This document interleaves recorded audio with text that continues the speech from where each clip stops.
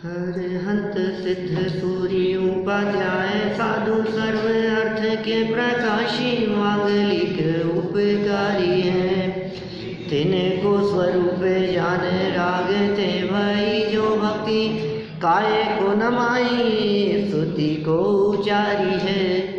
धन्य धन्य तिन ही थे काज सब आज भाए कर जोड़े बारे बारे वंदना हमारी है। मंगल कल्याण सुख ऐसो हम चाहते हैं हो मेरी ऐसी दशा जैसी तुम धारी है। हो मेरी ऐसी दशा जैसी तुम धारी है। हो मेरी ऐसी दशा जैसी तुम धारी है।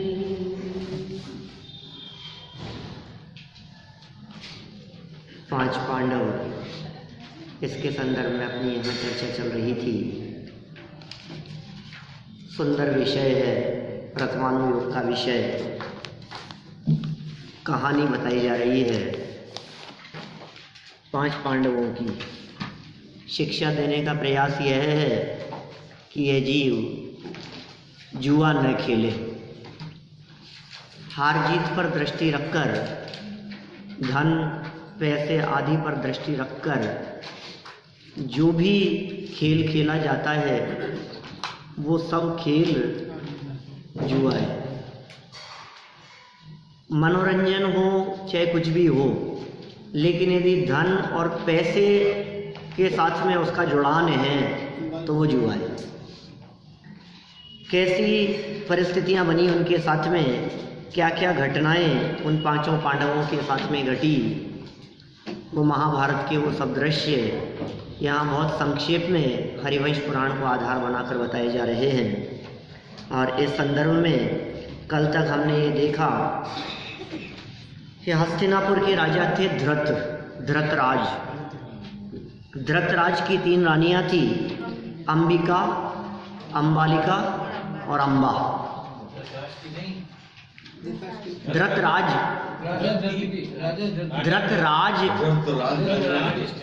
हाँ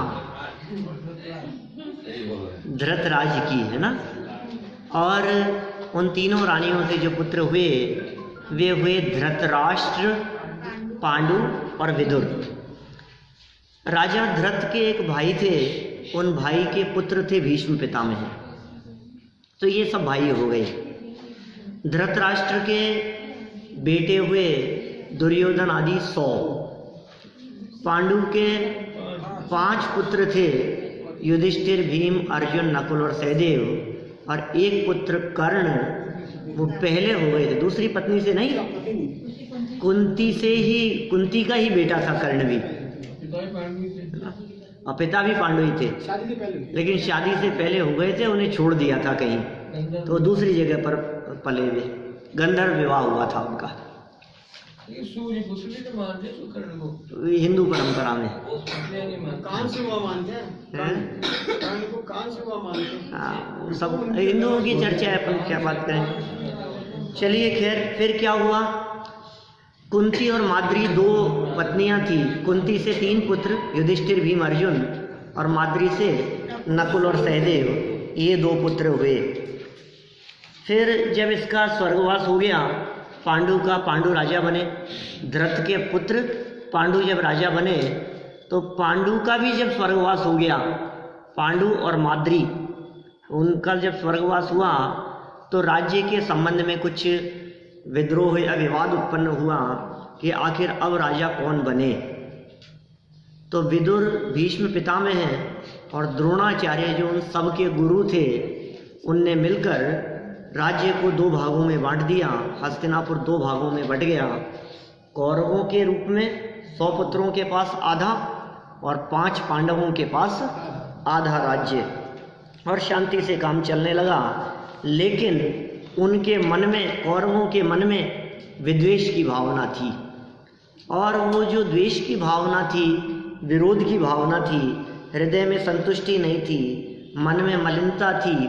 उसके कारण उन्होंने उन पांडवों को सोते हुए रात को आग लगा दी, मकान में आग लगा दी, महल में आग लगा दी।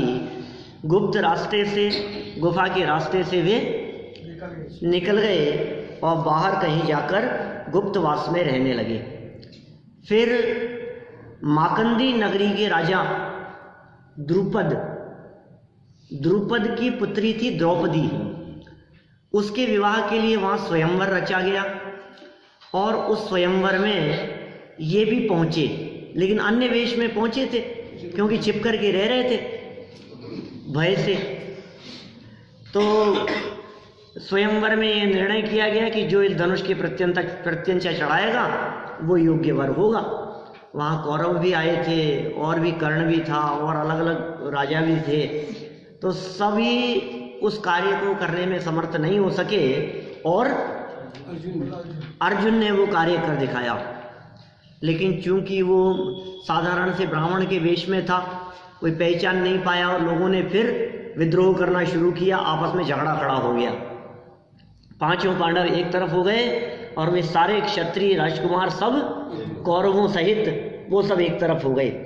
आपस में युद्ध हुआ तो अर्जुन ने अपने बाणों से उन सबको पराजित करने की कगार पे खड़ा कर दिया और उस समय द्रोणाचार्य आ गए वहाँ और द्रोणाचार्य भी युद्ध में शामिल हो गए।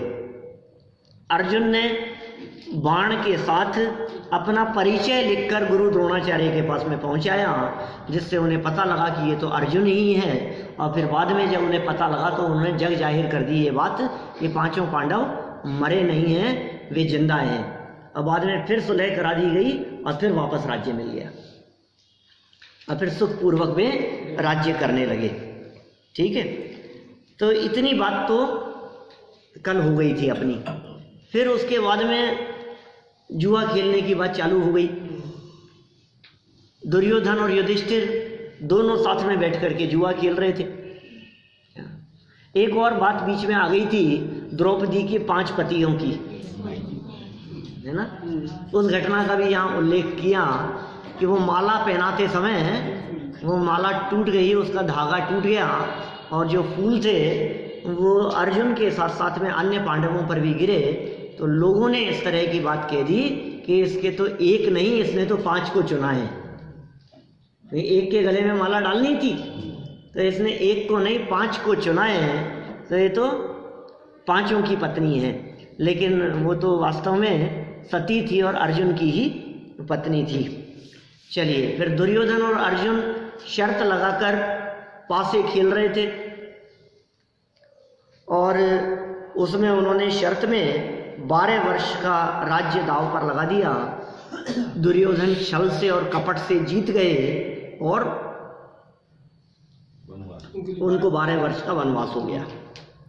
इसीलिए कहा है कि भाई कभी भी जुआ नहीं खेलना चाहिए और शर्त लगा करके कोई भी काम नहीं करना चाहिए।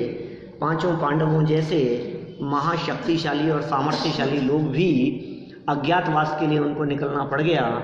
घर बार सब छूट गया, राजपाट सब छूट गया और राजमहल में पले बड़े हुए लोगों को भी दर दर की ठोकरें खाना पड़ा, वेश बदल बदल करके रहना पड़ा। अब ये वेश बदलने की बात से अपन बात को आगे बढ़ा रहे हैं। पेज नंबर 55 पे देखिए, तत्वज्ञान पाठमाला भाग 1। तो एक वेश बदल के एक साल का जो अज्ञातवास है वो बात में सभी, अब ये अज्ञातवास कहो या कोई भी कहो, इसके 2 विभाजन नहीं किए। यहाँ आपने इस कहानी को बहुत शॉर्ट कर दिया ना, तो अभी तो ये समझ लो कि आप वो जो भी था वो उसमें वो 13 साल गई ना। हाँ, 12 ही दिखाया अपने यहाँ तो फिर 1 साल एक्स्ट्रा हो गया। देखिए अभी क्या है चक्कर कि ये रामायण हो या महाभारत हो, ये दोनों हमारे दिलो दिमाग में वो टीवी की स्क्रीन पर देखी गई होने से इतनी दिलो दिमाग में बैठ गई हिंदू धर्म के अनुसार क्या कि हम ये भेद ही नहीं कर पाते हैं कि कौन सी बातें जैन परंपरा के अनुसार पुराणों में कही है और कौन सी उनके यहाँ कही है। क्योंकि वो तो दृश्य चलचित्र देखे हैं हमने, 99% लोग दिमाग में वही सेट है। तो 99% तो वो घटनाएं वो दिमाग में। और वो जमाना भी ऐसा था जिस जमाने में ये रामायण तो पहला सीरियल था और फिर महाभारत उसके बाद में आया। अभी तो बाढ़ लगी है तो कौन देखता है, तो कोई नहीं देखता। लेकिन सन 90 के आसपास जो चर्चा थी 89-90 के आसपास सिटी रुक जाती थी सब शहर में कर्फ्यू लग जाते थे, सब बंद हो जाता था। ये सब दृश्य अपन लोगों ने सबने देखे हैं। तो वो ज़माना था जिस ज़माने में सन 1988 में, 89 में, 90 में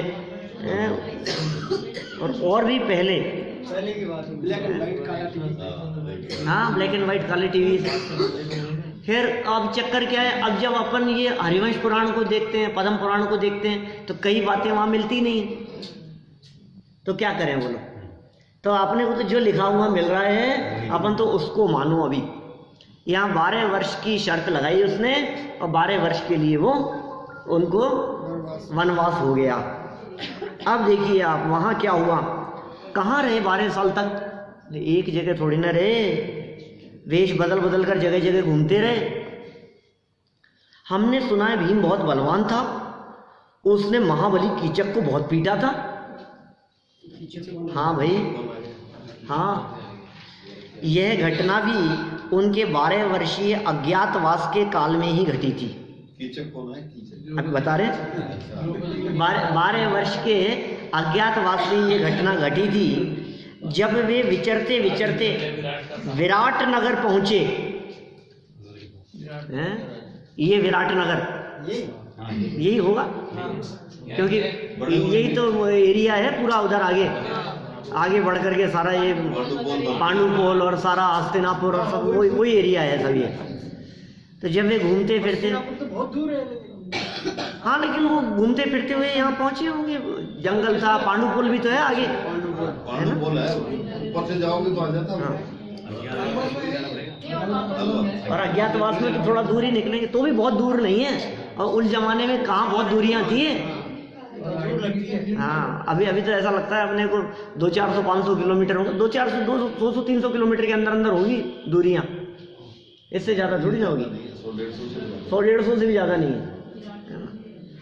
तो विराट नगर पहुँचे तो गुप्त वेश में ही राजा विराट के यहाँ विविध पदों पर काम करने लगे। विराट नगर के राजा थे विराट, और विराट राजा के यहाँ गुप्त वेश में थे और नौकरी करने लगे उनके यहाँ।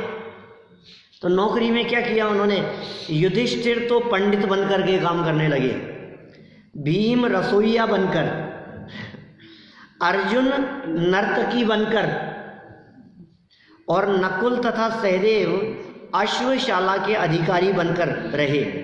द्रौपदी भी मालिन बनकर रहने लगी। ये वेश बदल बदल कर ये पांचों पांडव और द्रौपदी वहाँ राजा विराट के यहाँ रहने लगे। देखिए, राजा विराट की रानी का नाम था सुदर्शना और उसका भाई था कीचक। मतलब विराट जो राजा था, विराट नगर का राजा, उसका साला था कीचक। और ये पांचों पांडव वहाँ नौकरी करने लगे अज्ञातवास के दौरान। उसने द्रौपदी को साधारण मालिन समझा था, अतः द्रौपदी को अनेक प्रकार के लोभ दिखाकर अपना बुरा भाव प्रकट करने लगा कीचक। द्रौपदी ने यह बात अपने जेठ भीम से कही। भीम ने उससे कहा कि तुम उससे नकली स्नेहपूर्ण बात बनाकर मिलने का स्थान और समय निश्चित कर लेना, फिर मैं सब देख लूंगा। अगर आप देखो ना साहब, तो वो महल ऐसे लग रहे हैं। हाँ, ऐसे लगते हैं, ऐसे लगते हैं। कई बार गए विराट नगर तो। जा चुके हैं। हाँ, तो यहाँ मंदिर से भी गए थे अपन। हाँ, एक बार गए। हाँ। देखिए, पापी कीचक को अपने किए की सजा मिलनी ही चाहिए। फिर क्या हुआ कि फिर क्या, द्रौपदी ने नकली स्नेह द्वारा उससे रात्रि का समय व एकांत स्थान निश्चित कर लिया। फिर भीम द्रौपदी के कपड़े पहनकर निश्चित स्थान पर निश्चित समय पर पूर्व ही पहुंच गए। कामासक्त कीचक जब वहां पहुंचा तो द्रौपदी को वहां आई जान बहुत प्रसन्न हुआ और उससे प्रेमालाप करने लगा। किंतु उस पापी को प्रेमालाप का उत्तर जब भीम के कठोर मुष्टिक का प्रहारों से मिला तो तिल मिला गया। भीम के खूब मुक्के पड़े, उसको खूब पिटाई की भीम ने कीचक की। उससे अपनी शक्ति अनुसार प्रतिरोध करने का बहुत यत्न किया, पर भीम के आगे उसकी एक न चली और निर्मद घमंड चूर चूर हो गया। दीनहीन दशा में हालत हो गई उसकी। ऐसा देखकर दयालु भीम ने भविष्य में ऐसा काम न करने की चेतावनी देकर छोड़ दिया। उसे अपने किए की सजा कीचक को। पता है, सम्यक दृष्टि हो गया वो। भीम के मुक्के खाते खाते पिटते पिटते उसको ऐसा भेद विज्ञान हो गया, तो भेद विज्ञान ही हो गया, सम्यक दृष्टि हो गया। एक कथा मिलती है इस तरह की कि भीम के मुक्के खा खा करके भी देखो कैसे पलटना होता है व्यक्ति, तो कहाँ कब कैसे पलट जाता है। दीनहीन दशा हो गई, परिणाम सुधर गए और भद्र परिणामी हो गया। उसके बाद पांडवों का क्या हुआ? उसके बाद वे अपने मामा के यहाँ द्वारिका चले गए। कौन? पांचों पांडव। इनके मामा रहते थे द्वारिका में। द्वारिकाधीश कृष्ण के पिता वसुदेव और भगवान नेमिनाथ के पिता समुद्र विजय, ये पांडवों के मामा थे। माने नेमिनाथ और श्री कृष्ण ये पांडवों के मामा के बेटे थे। उनके मामा के बेटे थे। तो अब उधर से लगाओ उल्टा, तो नेमिनाथ की बुआ लगती थी कुंती, मामा के बेटे थे ना। या श्री कृष्ण की बुआ लगती थी कुंती। श्री कृष्ण की तरफ से देखें तो 5 पांडव बुआ के बेटे थे, और पांडवों की तरफ से देखो तो मामा के बेटे थे। ठीक है। वसुदेव और समुद्र विजय ये भाई भाई थे। देखो, उन्होंने बहन सहित आए अपने भांजों का बहुत आदर सत्कार किया। गुरुजी, कौरवों और पांडवों का आपस में बड़ा भारी युद्ध भी तो हुआ था। जैसे आप कहाँ कहानी घुमा रहे हो, क्या क्या बातें समझा रहे हो आप, वो उस युद्ध का क्या हुआ? महाभारत। सीसी के भी कोई टीवी में। हाँ देखो, हाँ हुआ था, पर वह युद्ध मात्र कौरव और पांडवों का ही नहीं था। उस युद्ध में तो संपूर्ण भारतवर्ष ही उलझ गया था। बहुत महाभारत, क्या ऐसा महान युद्ध हुआ जो पूरा भारतवर्ष उसमें उलझ गया। क्योंकि उस युद्ध में पांडवों के साथ नारायण श्री कृष्ण, ये तो पांडवों के साथ नारायण थे, 3 खंड के अधिपति थे, और कौरवों के साथ प्रतिनारायण जरासंध हो गए थे। जरासंध भी 3 खंड के अधिपति थे। श्री कृष्ण तो बाद में बने, जरासंध को मार करके 3 खंड के अधिपति हुए। अतः उस युद्ध ने नारायण और प्रतिनारायण के महायुद्ध का रूप ले लिया था, इसलिए वो महाभारत कहलाई। जब उस युद्ध में नारायण श्री कृष्ण की विजय हुई और वे त्रिखंडी अर्ध चक्रवर्ती राजा हुए, तो पांडवों को स्वभावतः ही हस्तिनापुर का महामंडलेश्वर पद प्राप्त हुआ। युधिष्ठिर गंभीर प्रकृति के सहज धर्मानुरागी न्यायवंत राजा थे, अतः वे धर्मराज युधिष्ठिर के नाम से जाने जाते थे। भीम में शारीरिक बल अतुलनीय था तथा वे मल्ल विद्या में अद्वितीय थे, एवं अर्जुन अपनी वाण विद्या में जगत प्रसिद्ध धनुर्धर थे। वे बहुत काल तक शांतिपूर्वक राज्य सुख भोगते रहे। ये महाभारत खत्म हो गई। यहाँ कौरवों का वंश समाप्त हो गया, वो सब चले गए, मौत के घाट उतार दिए गए, राज्य इनको मिल गया। और जो श्री कृष्ण थे, वे श्री कृष्ण तो अर्धचक्री हो ही गए, नारायण थे ना, तो 3 खंड के अधिपति हो गए, 1 आर्य खंड और 2 म्लेच्छ खंड, इनके अधिपति हो गए श्री कृष्ण। तो क्या होते हैं, ये जब राजा बनते हैं तो इनके अधीन होते हैं 16,000 राजा, चक्रवर्ती के अधीन होते हैं 32,000 राजा। तो भले ही ये राजा हो, 3 खंड के अधिपति हो, लेकिन इनके अंडर में बहुत सारे छोटे छोटे से राज्य होते हैं, उनके अलग अलग राजा होते हैं। तो हस्तिनापुर का राज्य उन्होंने पांडवों को दे दिया श्री कृष्ण ने। फिर क्या हुआ? अब देखो, अब घटना और, क्योंकि प्रथमानुयोग की कथाओं का उद्देश्य ये राग रंग लड़ाई झगड़े पर खत्म करना नहीं होता। असली बात तो अब बताएंगे, क्योंकि ये प्रथमानुयोग की कहानी बतलाने का उद्देश्य क्या है। तो कहा फिर क्या हुआ? बहुत काल बाद द्वारिका दाह की भयंकर घटना ने उनके हृदय को झकझोर दिया। द्वारिका दहन, द्वारिका जली और उनका चित्त संसार से उदास हो गया। एक दिन वे विरक्त हृदय पांडव भगवान नेमिनाथ की वंदना के लिए सपरिवार उनके समूह शरण में गए।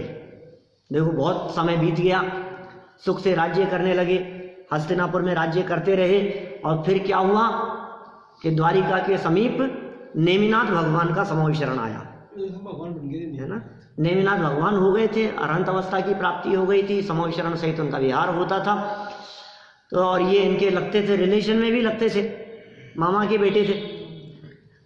वहाँ भगवान की दिव्य ध्वनि को सुनकर, दिव्य ध्वनि सुनने गए, दिव्य ध्वनि को सुनकर उनका वैराग्य और अधिक प्रबल हो गया। दिव्य ध्वनि में आ रहा था द्वारिका नगरी के चलने की घटना। भोगों में सच्चा सुख नहीं है, सच्चा सुख आत्मा में है। आत्मा का हित तो आत्मा को समझकर उससे भिन्न समस्त पर पदार्थों से ममत्व हटाकर ज्ञान स्वभावी आत्मा में एकाग्र होने में है। देखो कैसी बातें, सारा मर्म भर दिया यहीं। भगवान आत्मा को जानो, अपने आत्मा के स्वरूप को जानो, पहचानो, और समस्त जगत से, सारे जगत के पदार्थों से दृष्टि हटाकर एकत्व ममत्व तोड़कर ज्ञान स्वभावी आत्मा में ही एकाग्र हो जाओ। इसी में आत्मा का हित है। लौकिक लाभ हानि तो पुण्य पाप का खेल है, उसमें आत्मा का हित नहीं। यह आत्मा व्यर्थी पुण्य के उदय में हर्ष और पाप के उदय में विषाद मानता है। मनुष्य भव को की सार्थकता तो समस्त जगत से ममत्व हटाकर आत्म केंद्रित होने में है, न पुण्य के उदय में प्रभावित होने में और न पाप के उदय में खेद खिन्न होने में। हर्ष और विषाद ये दोनों ही प्रकार की परिस्थितियों से जो ऊपर उठ जाते हैं वे महामानव भेद विज्ञानी होते हैं, वे आत्मानुभवी होते हैं, वे मोक्ष मार्गी होते हैं। भगवान की दिव्य वाणी सुनकर पांचों पांडवों ने उसी समय भगवान से भव भ्रमण का नाश करने वाली दिगंबरी दीक्षा ग्रहण कर ली पांडवों ने, तथा उनकी माता कुंती एवं द्रौपदी, सुभद्रा ये पत्नी थी उनकी युधिष्ठिर की, आदि अनेक रानियों ने आर्यिका राजमती राजुल के पास आर्यिका के व्रत स्वीकार कर लिए। देखो कुंती द्रौपदी वगैरह ने तो आर्यिका व्रत ले लिए राजुल के पास, राजुल भी आर्यिका हो चुकी थी, और इन्होंने नेमिनाथ भगवान के समूह शरण में ही जिन दीक्षा अंगीकार कर ली सब मुनि हो गए। फिर अब क्या हुआ, अब क्या हुआ होगा? बोले अब तो ये चित्र दिखेगा जो यहाँ लग रहा है पांचों पांडवों का। फिर क्या हुआ? फिर क्या, पांचों पांडव मुनिराज आत्म साधना में तत्पर हो घोर तपस्चरण करने लगे। पांडव मुनिराज मुनि बन गए, घोर तपस्चरण करने लगे, आत्म साधना में तल्लीन हो गए। आत्म अनुभव में निमग्न रहने वाले वे वीतरागी संत जगत से बिल्कुल सब छोड़ छाड़ करके निरपेक्ष होकर फिर क्या हुआ? ऐसी ध्यान अवस्था में एक दिन वे शत्रुंजय गिरी पर ध्यान मग्न थे। शत्रुंजय पर पांडव, देखो भजन की पंक्ति है ना। उसी समय वहां दुर्योधन का वंशज यवरोधन आया और पांडवों को ध्यान अवस्था में देखकर उसका क्रोध प्रज्वलित हो गया। वह सोचने लगा, यही वे दुष्ट पांडव हैं जिन्होंने हमारे पूर्वज दुर्योधनादि कौरवों की दुर्दशा की थी। याद आ गई सारी बातें, ये वही तो है। छोटे छोटे से बच्चे होंगे वो उस समय, दुर्योधन आदि का जब स्वर्गवास हुआ तो उस समय छोटे छोटे बच्चे होंगे। बोले अच्छा, इनकी वजह से ऐसी दशा हुई थी। अभी ये निसहाय हैं, हथियार विहीन हैं, इस समय इनसे बदला लेना चाहिए और इन्हें अपने किए का मजा चखाना चाहिए। यह सोचकर उस दुष्ट ने, क्या नाम था? यवरोधन, कौरवों का वंशज। ऐसा कहते हैं ये उसका देखो का भांजा था, तो ये तो सब मर गए थे, तो बहन का बेटा था, ऐसा कहते हैं। अभी ये देखो आया नहीं बहन का जिक्र। देखो यह सोचकर उस दुष्ट ने लोहे के गहने बनाकर उन्हें आग में तपाकर लाल सुर्ख कर दिए। लोहे के आभूषण बनाए, आग में तपाया, गरम गरम कर दिए। लोहे के सरिये होते हैं ना, तो लोहे के सरिये को जो आग में तपाए तो उन्हें उसको लाल करके घुमा दिया उनको, तो कड़े बन गए, उनके कड़े बन गए, उनके ऐसे गोल ऐसे चेन जैसी बना ली, ऐसे गरम गरम आभूषण उनको पहनाए, जान अवस्था में खड़े हुए उन्हें पहनाने लगा। दुष्टों अपने किए का मजा चखो। क्या बोला वो? गरम गरम लोहे के आभूषण। ये देखेंगे ना, पूरा शरीर छलनी हो गया। जब गरम गरम लोहा उसके ऊपर पड़ेगा शरीर के ऊपर, तो शरीर का क्या होगा? वो तो पूरी चमड़ी जल गई। कैसा उपसर्ग और उपद्रव हुआ है? क्या कहा? उस दुष्ट ने पांडवों को जला डाला। वह महामुनि पांडवों को क्या जलाता, वह स्वयं द्वेष की आग में जल रहा था। क्या बोलो, कौन जलाता है? हमें लगता है कि दुष्ट लोग मुनिराजों के ऊपर उपसर्ग करते हैं। अरे सच में मुनिराजों पर उपसर्ग नहीं हुआ करते। उपसर्ग तो दुष्ट की उस दुष्ट वृत्ति के माध्यम से स्वयं पर होता है। उसे लगता है कि मैं मुनिराज पर उपसर्ग कर रहा हूं। मुनिराज पर कहाँ उपसर्ग? उपसर्ग की तरफ ध्यान जावे तो मुनिराज का उपसर्ग है, लेकिन बाह्य में उपसर्ग की वृत्ति देखकर उन मुनिराज का उपयोग तो समस्त उपसर्ग जन्य जो दशाएं जितनी दिखती हैं, उन सर्व अवस्थाओं में मुनिराजों का उपयोग तो अपने त्रिकालीध्रुव ज्ञाय भगवान आत्मा के सन्मुख हो जाता है। आत्म सन्मुख उपयोग हो जाता है। उपयोग बाहर नहीं जाता, उपयोग अंदर में चला जाता है। जब उपयोग अंदर में चला जाता है तो वे असुरक्षित नहीं होते। फिर उपसर्ग कहाँ है? उपसर्ग जिसके ऊपर आ रहा है वो मैं नहीं हूं, और मैं जो हूं उसके ऊपर उपसर्ग आता नहीं है। मेरे ऊपर उपसर्ग आता ही नहीं है। तो अपने स्वभाव में तल्लीन होने वाले वे महामुनिराज, उन्हें कहाँ उपसर्ग की परवाह? वे तो आनंद भोग रहे थे। उसे लग रहा है कि मैं उपसर्ग कर रहा हूं, अब मजा चखो। अरे मजा चखो, मजा तो तू चख रहा है, द्वेष की आग में जल रहा है। कि देखो मैंने इनकी आग लगा दी, इनको आग में जला दिया। गुरुदत्त मुनिराज को लपेट दिया था ना, रुई में लपेट करके आग लगा दी थी, उनको जला दिया, आग लगा दी इनके। तो क्या आग लगाएगा? आग तो तेरे अंदर में लगी है, अंदर में जल रहा है। द्वेष की अग्नि में, क्रोध की अग्नि में, कषायों की अग्नि में ये अज्ञानी जीव निरंतर जलते रहते हैं। उन्हें लगता है हमने दूसरे को जलाया है, लेकिन आग अंदर लगी है तो दूसरा कैसे जलेगा? आग यहाँ लगी है और सोच रहा है मैंने उसको जला दिया, ये तो खुद जल रहा है भैया। इतना सुंदर वाक्य यहाँ दे दिया। बोलो, प्रथमानुयोग की कथाओं में ऐसे वाक्य ये कितने प्रेरणादायी होते हैं कि आप किसी दूसरे का नुकसान नहीं पहुंचा सकते, दूसरे का भला बुरा करने की भावना रंच मात्र ना हो। टोडरमल जी साहब ने लिखी ऐसी पंक्तियां, क्रोध से दूसरे का बुरा करने की इच्छा तो हो, परंतु उसका बुरा होना कि नहीं होना ये तो भवितव्य अधीन है। क्रोध करके तूने अपना ही बुरा कर लिया। उन्होंने लिखा ना मक्खनलाल जी ने, क्रोध कर मरे और मारे ताही फांसी होए, किंचित हूँ मारे तो हूँ जाए जेल खाने में, जो कहूँ निबल भये हाथ पांव टूट गए, ठोर ठोर पट्टी बंधी पड़े सफा खाने में, पीछे से कुटुंबी जन हाय हाय करत फिरे, जाए जाए पैरों पड़े तहसीलर उठाने में, किंचित किए थे क्रोध एते दुख होत भ्रात, होते हैं अनेक गुण जरा गम खाने में। क्या कितनी बातें कह दी, कुछ समझ में आया क्या? थोड़ा बहुत समझ में आया क्या? क्या कहा, कहां से शुरू किया? क्रोध के अंदर या तो मर जाए, गुस्सा इतना आया कि जहर खा के मर गया। अब उसका पोस्टमार्टम हुआ, बॉडी गई, पोस्टमार्टम में क्या आया? भाई साहब कैसे मरा? जहर से मरा। जहर से मरा कि गुस्से से मरा? मरा तो क्रोध से है। तो पोस्टमार्टम की रिपोर्ट में क्या आएगा? क्रोध करके या तो मर जाए और या फिर मार देवे, दो ही काम होंगे। या तो खुद मर जाएगा या दूसरे को मार देगा। तो मर जाएगा तो खेल ही खत्म हो गया, और मार देगा तो फांसी हो जाएगी। तो कहा कि नहीं मारा तो नहीं, थोड़ा बहुत मारा, तो थोड़ा बहुत मारेगा तो जेल चला जाएगा।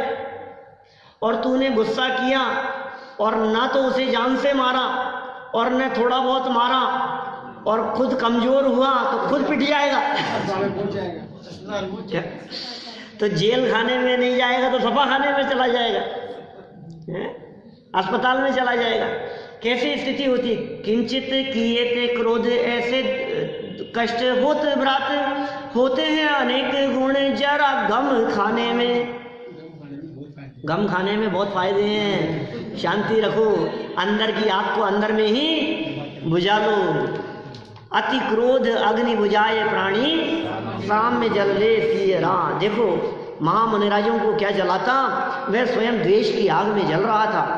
उसके द्वारा पहनाए गरम लोहे के आभूषणों से पांडवों की काया अवश्य जल रही थी, शरीर तो जल रहा था, किंतु वे स्वयं तो ज्ञानानंद स्वभावी आत्मा में लीन थे और आत्मलीनता की अपूर्व शीतलता में अनंत शांत थे तथा ध्यान की ज्वाला से शुभाशुभ भावों को भस्म कर रहे थे।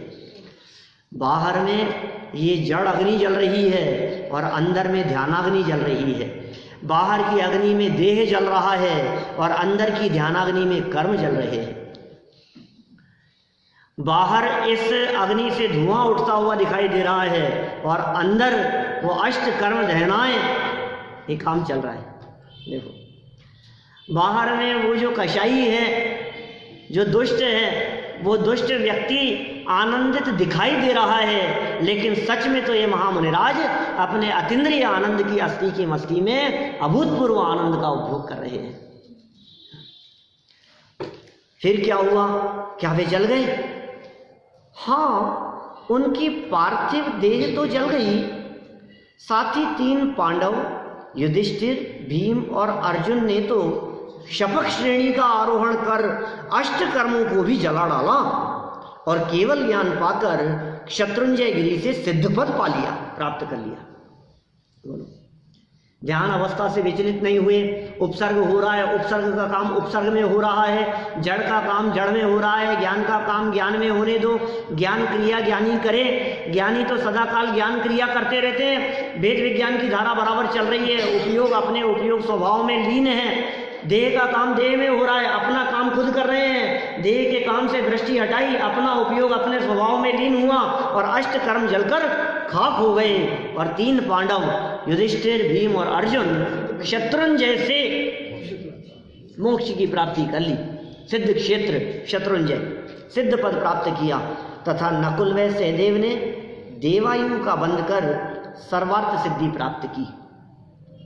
वे भी वहां से आकर एक मनुष्य भव धारण करके मोक्ष प्राप्त करेंगे। नकुल और सहदेव भी मोक्ष जाएंगे, अभी वे सर्वार्थ सिद्धि में हैं। कुछ लोग इस तरह की बात जरूर करते हैं इन पांडवों के संदर्भ में कि वो भाइयों के प्रति विशेष राग का भाव इनके मन में आ गया, इसलिए ये अटक गए, इनको मोक्ष की प्राप्ति नहीं हुई, सर्वार्थ सिद्धि में रहेंगे। सर्वार्थ सिद्धि ये स्वर्ग का ही एक प्रकार है। स्वर्गों में या देवगति में सर्वोत्कृष्ट स्थिति, देवगति की सबसे टॉप लेवल की स्थिति है, वो है सर्वार्थ सिद्धि, सर्वार्थ सिद्धि। सर्व प्रयोजनों की सिद्धि, लौकिक अनुकूलताओं की अपेक्षा से बात करें तो सर्व प्रयोजनों की सिद्धि जहां होती हुई दिखाई देवे, इस संसार दशा की सर्वोत्कृष्ट दशा है वो सर्वार्थ सिद्धि। वहां चले गए। क्यों चले गए? शुभ भाव के कारण। माने जब द्रव्यानुयोग की चर्चाएं करते समय कभी इस प्रसंग की चर्चा करते हैं तो हम ये कहते हैं कि एक समय के शुभोपयोग रूप अपराध का फल 33 सागर की जेल है। क्या कह दिया? जेल है। माने क्यों नहीं मोक्ष हुआ उनका? क्योंकि स्वभाव में उपयोग नहीं जम करके उपयोग बाहर आया। उपयोग बाहर रहा ना, ध्यान बाहर था, भले ही शरीर की तरफ नहीं होगा, जो कुछ भी रहा हो, लेकिन अंदर में उपयोग जम नहीं पाया। और भाइयों के प्रति राग नहीं था, लेकिन मुनिराजों का विकल्प आ सकता है। ये हो सकता है कि हमारे साधर्मी, हमारे मुनिराज ये कैसी उपसर्ग है, जो भी उनकी स्थिति रही हो, और कुछ विकल्प इस तरह का आया हो, शुभ भावजन्य विकल्प। उस विकल्प के कारण उनको जो कर्म बंधा उस शुभ भाव से, अशुभ नहीं, क्योंकि अशुभोपयोग परिणति का तो मुनिराजों के जीवन में सद्भाव ही नहीं होता, अशुभ का तो काम ही नहीं है। उस शुभ का फल क्या मिला कि 33 सागर तक अभी संसार में रहेंगे। वो जेल मिल गई, 33 सागर की आयु है अभी वहाँ सरवार सिद्धि में, अभी सरवार सिद्धि में बैठे हुए हैं नकुल और सहदेव। फिर वहाँ आयु पूरी करके मनुष्य बनेंगे और फिर मोक्ष जाएंगे, तब जाएंगे वो, फिर वापस आएंगे। हाँ अभी तो आएंगे, स्वर्ग से तो आना ही पड़ेगा। चौथे काल में आएंगे। हाँ तो चौथे में ही आएंगे। देखो यहाँ आए चाहे कहीं भी जाएं मोक्ष जाएंगे, क्या फर्क पड़ता है? हैं अपन तो यहाँ के काल की अपेक्षा से सोच रहे हैं कि तब तक तो चौथा आ जाएगा। अरे विधि में तो सदा ही चौथा काल है, क्या विकल्प करना। अच्छा तो शत्रुंजय इसीलिए सिद्ध क्षेत्र कहलाता है क्योंकि वहां से 3 पांडव मोक्ष गए थे। वे शत्रुंजय है कहाँ? शत्रुंजय कहाँ है? गया वंदना की होगी कभी, ये ना? हाँ उनका ज़्यादा है क्षेत्र पालीताना होने की वजह से, लेकिन अपना भी हाँ हाँ ये देखो लिखा है यहाँ। हाँ भाई ये गुजरात प्रांत के सौराष्ट्र वाले भाग में भावनगर के पास स्थित है, इसे पालीताना भी कहते हैं। बहुत सालों पहले गए थे हम भी। तो वहाँ क्या है, वहाँ ऊपर छोटी सी पहाड़ी जैसी है ना, शत्रुंजय तीर्थ कहलाता है। वो सोनगढ़ के पास में है। विद्यार्थी ने क्या कहा? सोनगढ़ के पास में? सोनगढ़ तो मैं गया था, भावनगर के पास ही तो है, सोनगढ़ है। हाँ भाई सोनगढ़ से कुल 18 किलोमीटर है शत्रुंजय गिरी। वहाँ की वंदना हमें अवश्य करनी चाहिए तथा पांडवों के जीवन से शिक्षा ग्रहण करनी चाहिए। और एक ही मंदिर है अपना, इसमें ये पांडवों की 3 मूर्तियां हैं। बिल्कुल। देखो भाई खत्म करते हैं चर्चा। हाँ अब मैं समझा कि आत्म साधना के बिना लौकिक जीत हार का कोई महत्व नहीं है। कहानी तो खत्म हो गई पांडवों की। अब पांडवों को मोक्ष ही हो गया तो अब कहानी में क्या बचेगा? अब तो कहानी खत्म हो गई ना। दौलत राम जी ने कहानी शुरू की, काल अनंत निबोध मंझार, वहाँ से कहानी शुरू की। और फिर समापन कहाँ किया? रही है अनंत अनंत काल यथा तथा शिव परिणय। तो कहानी वहाँ से शुरू होती है। सबकी कहानी निबोध से शुरू हुई और सबकी कहानियों का समापन कहाँ हुआ? मोक्ष में जाकर के वहीं होगा। अपनी कहानी का अंत भी वहीं होगा। होगा होगा, क्यों नहीं होगा? ऐसी बात कैसे करते हैं आप? देखो बालकों को शिक्षा दे रहे हैं, अंतिम शिक्षा, समापन यहाँ। हाँ अब मैं समझा कि आत्म साधना के बिना लौकिक जीत हार का कोई महत्व नहीं है। आत्मा की सच्ची जीत तो मोह राग द्वेष के जीतने में है। जिसने राग द्वेष कामादिक जीते, ये जीतने में है सारा, वो जीता। जिसने मोह राग द्वेष को जीता उसने जग जीत लिया, और जिसने दूसरे को जीतने का प्रयास किया वो अपने से ही हार गया। और जुआ के व्यसन में पड़कर महापराक्रमी पांडवों को भी अनेक विपत्तियों में पड़ना पड़ा। अतः हमें कोई भी काम शर्त लगाकर नहीं करना चाहिए। अध्यापक बहुत अच्छा, आज तुमने सच्चा और सार्थक पाठ पढ़ा। प्रतिज्ञा करो कि आज से कोई कार्य शर्त लगाकर नहीं करोगे। सब एक साथ बोलते हैं, हाँ गुरुदेव, हम प्रतिज्ञा करते हैं कि आज से कोई भी कार्य शर्त लगाकर नहीं करेंगे और अपने साथियों को भी शर्त लगाकर काम नहीं करने की प्रेरणा देंगे। माने ये शिक्षा तो बच्चों की दृष्टि से यहाँ शिक्षा दी गई, लेकिन वास्तव में हम यदि अपनी दृष्टि से बात करें, जो जुआ नहीं खेलते हैं, जिनके सप्त व्यसन के त्याग है, जुआ खेलने का त्याग है, उन्हें इस कहानी से क्या शिक्षा मिलती है? उन्हें कहानी से शिक्षा मिलती है कि ज्ञानियों का जीवन किस तरह का होता है। देखो आप राजमहल में रहे तो उसके प्रति आकर्षित नहीं है, और पाप कर्म के उदय देखो आप कितनी बार, कभी जंगल, कभी वनवास, कभी महल में आग, कभी फिर जाना पड़ा, कभी वेश बदल बदल करके रहना पड़ा। माने बड़े बड़े महापुरुषों के जीवन में जब इस तरह की घटनाएं घटती है तो थोड़ी सी विपत्तियां यदि अपने जीवन में आ जाएं तो इसमें कौन से आश्चर्य की बात है। कितने उतार चढ़ाव दिखाई देते हैं उनके लाइफ में। कहाँ देखो आप राजमहलों में रहे, फिर उसके बाद में पढ़ने के लिए गुरुकुल चले गए, फिर गुरुकुल से आए हैं, फिर आपस में बहस हो गई, फिर जलाने के प्रसंग बन गया, फिर वहाँ चले गए, फिर वहाँ रहने लगे, फिर वापस सुलह हो गई, फिर आकर के रहने लगे, फिर आपस में झगड़े हो गए, विवाद हो गए, सब कितना मचता रहा उनकी लाइफ में। तो ये सारी परिस्थितियाँ यही बतलाती हैं कि महापुरुषों का जीवन में इतने उतार चढ़ाव जो कि प्रथमानुयोग में, मैं तो कभी कभी ये भी कहता हूँ कि प्रथमानुयोग के एकाध नहीं कोई तो कैरेक्टर ऐसा बतलाओ जो विपत्तियों और संकटों से निरापद हो। रामचंद्र जी को उठा करके देख लो, चाहे भरत बाहुबली को उठा करके देख लो, चाहे कोई भी व्यक्ति, किसी भी पांडवों की चर्चा की है अपन ने, आप कोई ऐसा कैरेक्टर बतलाओ प्रथमानुयोग का, प्रथमानुयोग में जिनके बारे में घटना का वर्णन किया गया हो, चाहे हनुमान जी हों, चाहे वो और भी जो जो महापुरुषों की चर्चाएं मिलती है आपको, श्रीपाल चरित्र उठा करके देख लो, चाहे पार्श्वनाथ वगैरह की कहीं भी उठा करके देखो आप, आपको उनकी लाइफ में बहुत उतार चढ़ाव मिलेंगे। श्री कृष्ण की स्थिति कोई साधारण अच्छी थी क्या? जेल में तो जन्म हुआ था और जंगल में जाकर के मरण हुआ उनका।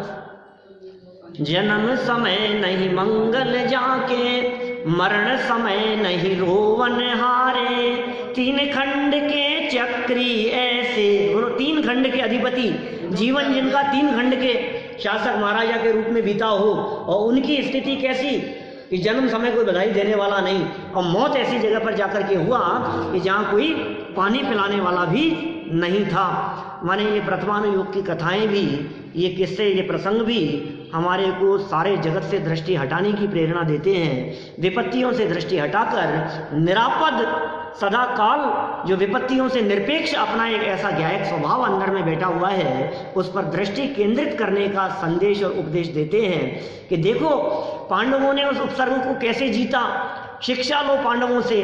पांडवों ने उस उपसर्ग को जीतने के लिए यवरोधन का प्रतिकार नहीं किया।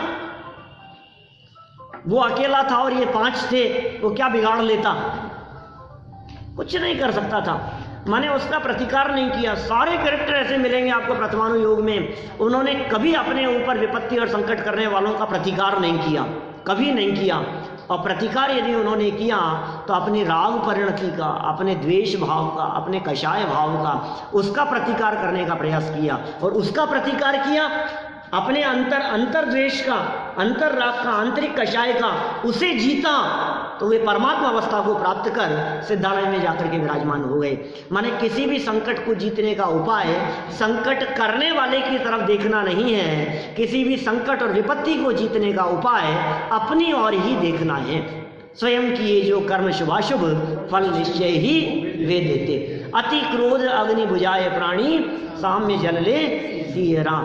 हमारा ज्ञायक स्वभाव तो सदा काल शांत है, उस शांत स्वभाव पर दृष्टि रखकर ही शांति का वेतन किया जा सकता है।